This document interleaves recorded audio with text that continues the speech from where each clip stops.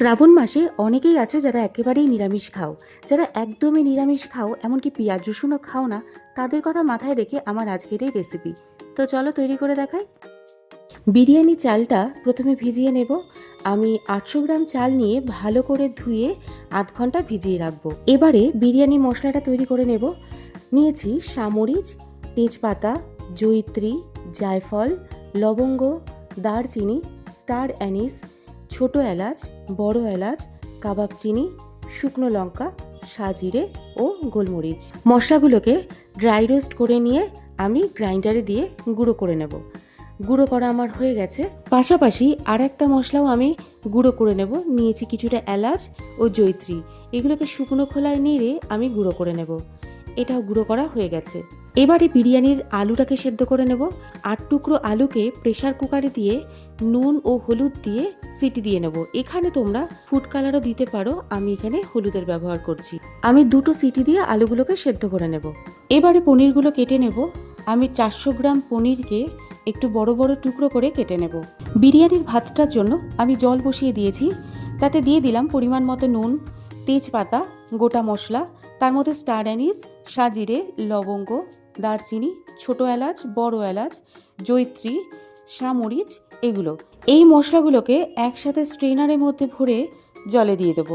ঢাকা দিয়ে জলটা ফুটতে দেব। জল ফুটে উঠলে এর মধ্যে ভিজিয়ে রাখা চাল দিয়ে দেবো। চালটা দেওয়ার পর কিছুক্ষণ পর দিয়ে দিলাম কয়েকটা স্লাইস করা পাতিলেবু, অল্প সাদা তেল, যাতে চালটা একেবারে ঝরঝরে থাকে।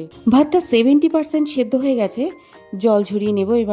এবারে উষ্ণ গরম দুধের মধ্যে জাফরান ভিজিয়ে রাখবো, আর গরম জলের মধ্যে অল্প ফুড কালার দিয়ে এর মধ্যে দিয়ে দেবো 2 ফোঁটা মিঠা আতর। এটাও মিশিয়ে এক সাইডে রেখে দেবো। এবারে পাত্রের মধ্যে সাদা তেলের সাথে দিয়ে দেবো ঘি। ঘি আর সাদা তেলটা গরম হয়ে গেলে এর মধ্যে ফোড়নে দিয়ে দেবো গোটা গরম মশলা। ফোড়ন থেকে সুন্দর গন্ধ বের হলে দিয়ে দেবো আগে থেকে একটু বড় করে কেটে রাখা গাজর। গাজরটা দিয়ে কিছুক্ষণ নেড়ে চেড়ে দিয়ে দেবো সেদ্ধ করে রাখা আলু।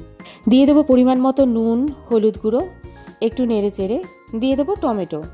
আমি টমেটোর দানা ছাড়িয়ে একটু বড় বড় টুকরো করে কেটে নিয়েছিলাম। দিয়ে দিচ্ছি 1.5 চা চামচ জিরে গুঁড়ো, 1 চা চামচ কাশ্মীরি লঙ্কা গুঁড়ো। যে বিরিয়ানি মশলাটা বানালাম সেই মশলাটা থেকে 2 চা চামচ বিরিয়ানি মশলা এখানে দিয়ে দিলাম। এবার নেড়ে চেড়ে দিয়ে দেবো ভেজে রাখা পনিরটা দিয়ে অল্প নেড়ে চেড়ে গ্যাসের ফ্লেমটাকে একদম লোতে রেখে দিয়ে দেবো ফ্যাটানো টক দই। 4 চা চামচ মতো টক দই এখানে আমি অ্যাড করেছি। ভালো করে নেড়ে চেড়ে দইয়ের বাটিটা ধুয়ে দিয়ে দেবো অল্প জল। গ্রেভিটা ফুটে উঠলে এর মধ্যে দিয়ে দেবো যে এলাচ আর জয়িত্রীটা একসাথে গুঁড়ো করে রেখেছিলাম, সেটা 1 চামচের একটু বেশি। এই যে জয়িত্রী আর এলাচ গুঁড়োটা আমি একসাথে করে রাখলাম, এই মশলাটা কিন্তু তোমরা তৈরি করে রেখে পরে চাপের মশলা হিসেবেও কিন্তু দিতে পারো। চাপে এই মশলাটা দিলে খুব সুন্দর একটা গন্ধ আসে। দিয়ে দিচ্ছি 1 চা চামচ কেওড়ার জল, 1 চা চামচ গোলাপ জল দিয়ে একবার নেড়ে চেড়ে নেব। নেওয়ার পর কিন্তু সবজিটা কিন্তু এই অবস্থায় একদম রেডি হয়ে গেছে।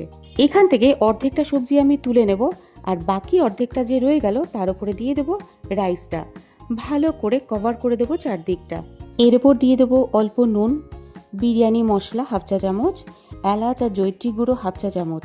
এবার একইভাবে সেকেন্ড লেয়ারটা তৈরি করে নেব। প্রথমে পনির সবজি, তারপরে রাইস দিয়ে ভালো করে কভার করে ওপর থেকে দিয়ে দেবো সবজির গ্রেভিটা। যেহেতু আর লেয়ার হবে না, ফাইনালি এর উপর থেকে দিয়ে দেবো ভিজিয়ে রাখা দুধ ও জাফরান। আমি ক্রস করে দিচ্ছি। এবার দিয়ে দেবো মিঠা আতর আর ফুড কালার, এটাও ক্রস করে দিয়ে দেবো।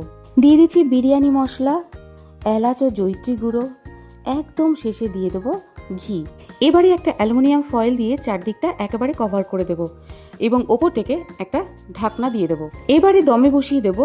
প্রথমে 3 মিনিট হাই ফ্লেমে রাখবো, তারপরে গ্যাসের ফ্লেমটাকে একদম লোতে করে দিয়ে মিনিট 6 থেকে 7 এটাকে দমে রেখে দেবো। ব্যাস তাহলেই হবে, এর থেকে বেশি দমে রাখার দরকার নেই। বিরিয়ানিটা রেডি হয়ে গেছে। এবারে একটা প্লেটের মধ্যে সার্ভ করে নেব। গার্নিশ করে নিলাম ওপর থেকে পুদিনা পাতা আর স্লাইস করা পাতিলেবু দিয়ে। এটা আমি স্যালাডের সাথে সার্ভ করেছিলাম। এভাবে একবার অবশ্যই ভেজ বিরিয়ানি বাড়িতে তৈরি করে জানিও তোমাদের কেমন লাগলো। আজকের মতো টাটা।